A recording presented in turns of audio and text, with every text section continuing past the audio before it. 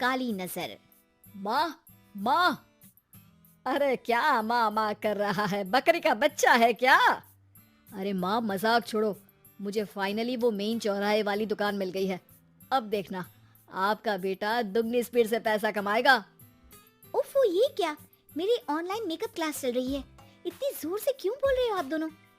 अरे मेरी धर्म पत्नी जी, मेकअप क्लास बाद में करना। वो चौराहे वाली दुकान मिल गई है हमको। अरे वाह, रुको मैं अपनी माँ को फोन लगाकर बता देती हूँ। अरे मैं भी अपने रिश्तेदारों को बता देती हूँ। कितनी खुशी की बात है। हाँ हाँ, मैं भी अपने दोस्तों को बता देता हूँ। 1 हफ्ते बाद रजिस्ट्री है। बस, घर में खुशी का मौका था।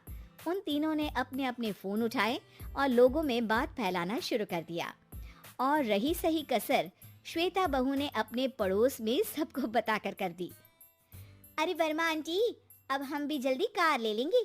घर का रेनोवेशन होगा और ठाट से रहेंगे हम भी। अरे ऐसा क्या हुआ? लॉटरी बाटरी लग गई है क्या? अरे इस बार चौराहे वाली मॉल में हमको भी दुकान मिल गई है। दुकान नंबर 21, जो एकदम चौराहे पर है। अब ग्राहक बढ़ेंगे तो आमदनी भी बढ़ेगी ही ना। अरे वाह, कितनी खुशी की बात है। मैं बहुत खुश हूँ तुम्हें इतना खुश देख के। बाकी एक बात कहूँ, सबको मत बताते फिरना। किसी की नजर लग जाएगी तो खुशी की खबर वापस लौट जाएगी। हैं? ऐसे थोड़ी ना होता है। अब डरा रही हो? अरे सही कह रही हूँ, काली नजर कहते हैं इस चीज को। जब आप किसी को कुछ बताओ और वो काम बिगड़ जाए। अरे लेकिन मैं तो। तुमने सबको बता दिया ना? हाँ, फोन लगा लगा के। अब बच के रहना, काली नजर बड़ी खतरनाक होती है। श्वेता इतनी खुश रहती है कि वो वर्मा आंटी की बात पर ध्यान ही नहीं देती, जबकि पड़ोस में और भी लोगों से खुशी की खबर शेयर करती रहती है। अगले दिन राजेश बहुत दुखी होकर घर आता है। अरे बेटा, क्या हुआ? मुंह क्यों सूजा हुआ है? मधुमक्खी ने काट लिया क्या? माँ, वो दुकान किसी और के पास चली गई। किसी ने ज्यादा भाव लगा दिया। अरे पर बात तो आपसे हुई थी ना उस दुकान वाले की। हाँ, आज मैं टोकन अमाउंट देने गया था, तब मुझे पता चला। कोई आकर सुबह मुझसे पहले ही ज्यादा अमाउंट दे गया। काली नजर। क्या? क्या कहा? वर्मा आंटी ने समझाया था कि किसी को बताना मत, वरना काली नजर लग जाएगी। अच्छा, तुम्हें उनकी बात मान लेनी चाहिए थी। उनकी बात मान लेती, लेकिन उसके पहले ही सबको बता चुके थे ना हम तीनों। अरे अगली बार से ध्यान रखेंगे। कोई भी नई चीज होगी तो किसी को नहीं बताएंगे। तीनों कुछ दिन ऐसे ही रहते हैं, पर एक दिन श्वेता को एक मेल आता है। राजेश, मेरा ऑनलाइन मेकअप कोर्स कंप्लीट हो गया। अब मैं खुद का पार्लर खोल सकती हूँ। अरे वाह, अपने मोहल्ले में ही खोलते हैं। ये जो घर के सामने दुकान है ना, वहीं। हाँ, यहाँ सस्ती भी मिल जाएगी। अगले दिन श्वेता वर्मा आंटी के पास जाती है, मिठाई का डब्बा लेकर। अरे आओ आओ, कैसे आना हुआ? जोर से नहीं बोलूंगी। वो सामने वाली दुकान है ना, वहां मैं अपनी पार्लर की दुकान खोलने वाली हूँ। उसकी मिठाई है। अरे वाह, बहुत बधाई हो तुमको। हाँ, मैं कमाने लगूंगी तो राजेश पर पूरे घर का बोझ नहीं रहेगा ना आंटी जी। ये तो है।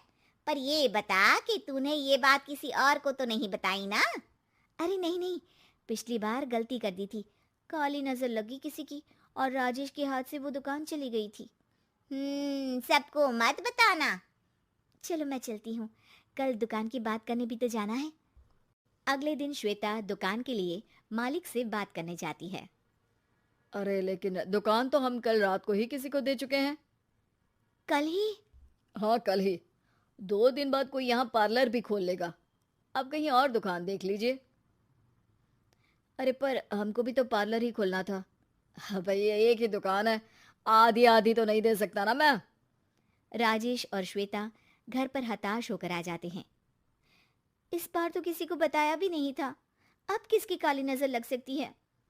सुनो, तुमने माँ को बताया था क्या? अरे कैसी बात कर रही हो? माँ की नजर थोड़ी ना लगेगी। पक्का तुमने किसी को नहीं बताया था ना? सिर्फ वर्मा आंटी को बताया था। उन्होंने ही मुझे किसी को नहीं बताने को कहा। अरे यार, तुम भी सही हो। मेरी माँ को नहीं बताने को कह रही हो, पर वर्मा आंटी को बताना तुम्हें जरूरी लगा। अरे वर्मा आंटी ने ही तो काली नजर के बारे में बताया था ना। वो हमेशा हमारा भला ही तो चाहती है। मेरी माँ भी हमारा भला ही चाहती है। अरे पर चिल्ला क्यों रहे हो? बात नहीं कर सकते क्या आराम से? नहीं आता वो आराम से बात करना, और करना भी नहीं चाहता हूं मैं। दुकान जाने का दुख गुस्से में बदल गया था और राजेश और श्वेता में बात बंद हो गई थी। 2 दिन बाद मोहल्ले में पार्लर का इनॉग्रेशन हुआ, जिसमें मोहल्ले के सभी लोगों को बुलाया गया, पर श्वेता, राजेश और माँ नहीं जाते। माँ, अंदर आ जाओ। क्या देख रही हो? अरे नया पार्लर देख रही हूँ अपने आंगन से। देखो, माँ को दूसरे का सुख देखने में कितना मजा आ रहा है। मेरा दुख नहीं दिख रहा इन्हें। यहाँ मेरा पार्लर भी तो हो सकता था। अरे चुप रहो यार, हर बात में लड़ाई क्यों ढूंढ रही हो? राजेश और श्वेता फिर बहस करने लगते थे। तभी माँ ने दोनों को बाहर बुलाया। अरे जरा देखो तो, दुकान चलाने वाले का बोर्ड पर नाम क्या लिखा है? श्रुति वर्मा।